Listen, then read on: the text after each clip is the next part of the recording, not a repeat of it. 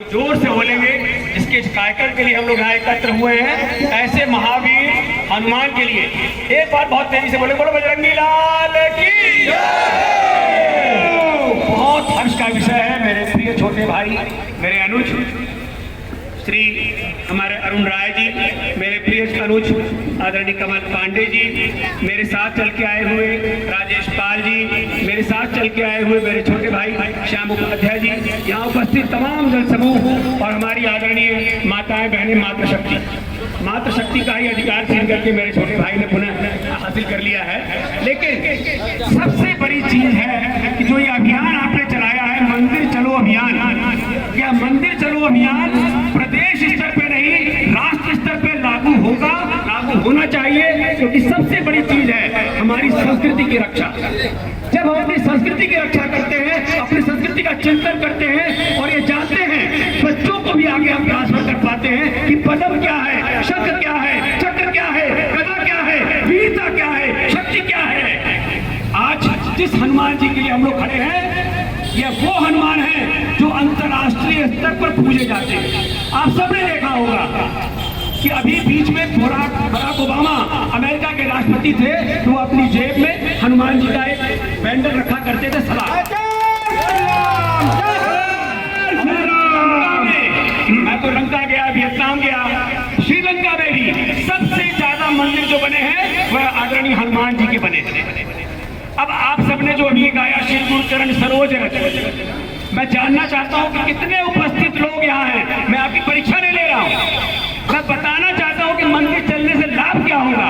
कितने लोग जानते हैं कि ये किसकी रचना है? ये तो आप जानते होंगे गोस्वामी तुलसीदास जी की रचना है, क्योंकि अंतिम में आया भी है। लेकिन ये रचना उन्होंने कब किया है? ये रचना उन्होंने कब किया? ये गोस्वामी तुलसीदास जी की अंतिम रचना है। गोस्वामी तुलसीदास जी ने 78 वर्ष की आयु में रामचरितमानस लिखना प्रारंभ किया। रामचरितमानस लिखना प्रारंभ किया, 9 वर्ष 6 माह में उन्होंने रामचरितमानस पूर्ण किया और 129 वर्ष की आयु में उन्होंने ये हनुमान चालीसा लिखी, तब जब अकबर ने उनको कैद कर लिया था।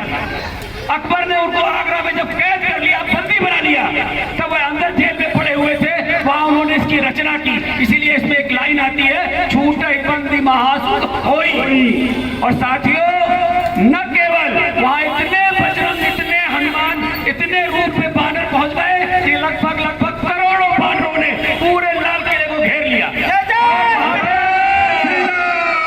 रहीम खान खाना ने जाकर के अकबर से कहा कि महाराज, अब बहुत चंद समय बचा है, अब अगर कहीं को अंदर पूछ कर गए तो शायद हम सबको भारत छोड़ के भागना पड़ेगा, इसलिए सीधा तुलसीदास जी को छोड़ दीजिए। रहीम खान खाना बहुत बड़े भक्त थे और सीधा अकबर ने उनको छोड़ा। यह उनकी अंतिम रचना थी। इसके बाद उन्होंने एक रचना और लिखा है, अंतिम काव्यांजलि है। लेकिन ये चीज है, मैं बहुत समय पहले, अभी इस समय वर्तमान में प्रदेश संयोजक हूँ, आपदा राहत देख रहा हूँ मैं आपदा में। मैं 2016 की बात आपको बताता हूँ, तो मैं बेंगलोर पहुंचा। बेंगलोर में हम सब लोगों का आपदा का कार्यक्रम था। उस कार्यक्रम में मैनेजमेंट के लोग बैठे हुए थे, बड़े बड़े मैनेजमेंट के प्रोफेसर और अधिकारी बैठे थे। उसी मैनेजमेंट में वहां जो सबसे पहले एक मूर्ति रखी थी, मेरे प्रवेश करते ही सब लोग उसको नमन करके जा रहे थे। वो भगवान श्री कृष्ण की मूर्ति थी।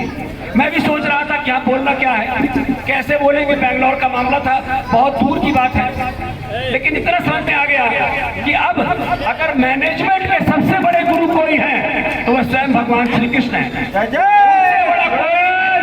नहीं है।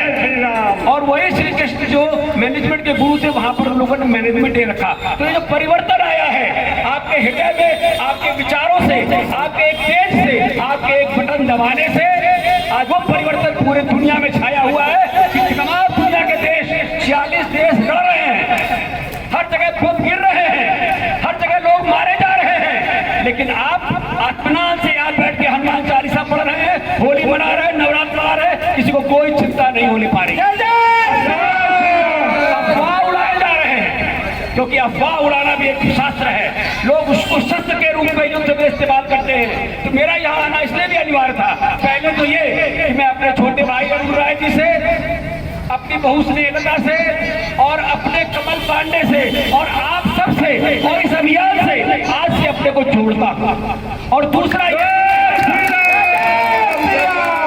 दूसरी बात ये बतानी थी कि जो लोग अफवाह उड़ा रहे हैं ये वो लोग हैं जो आज शस्त्र के रूप में इस अफवाह को उड़ा करके कभी गैस खत्म, कभी पेट्रोल खत्म और नारे लगवा रहे हैं। न नमक खत्म है, न गैस खत्म है, न पेट्रोल खत्म है, भरपूर मात्रा में है। युद्ध साल भर चले, आपको दिक्कत नहीं आएगी, आपके ऊपर कोई आंच नहीं आएगी। जय जय श्री राम। आपसे सावधान रहना है।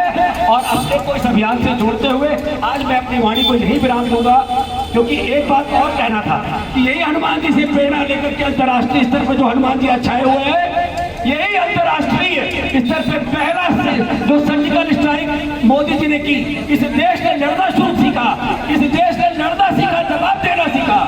वह जवाब देना सर्जिकल स्ट्राइक के रूप में इसी हनुमान जी से प्रेरणा लेकर के मोदी जी ने किया। तो पहली सर्जिकल स्ट्राइक हनुमान जी ने किया जब वो लंका जलाया, और दूसरी सर्जिकल स्ट्राइक मोदी ने किया। अब 5 सर्जिकल स्ट्राइक हो चुकी है। साथियों, हम लोग इसी तरह से अपनी एकता को बनाए रखें। मंदिर से जुड़े रहेंगे तो संस्कार से जुड़े रहेंगे, संस्कार से जुड़े रहेंगे तो कमल पांडे से जुड़े रहेंगे, कमल पांडे कमल से जुड़े रहेंगे, अरुण राय से जुड़े रहेंगे तो भारतीय जनता पार्टी से जुड़े रहेंगे। भारतीय जनता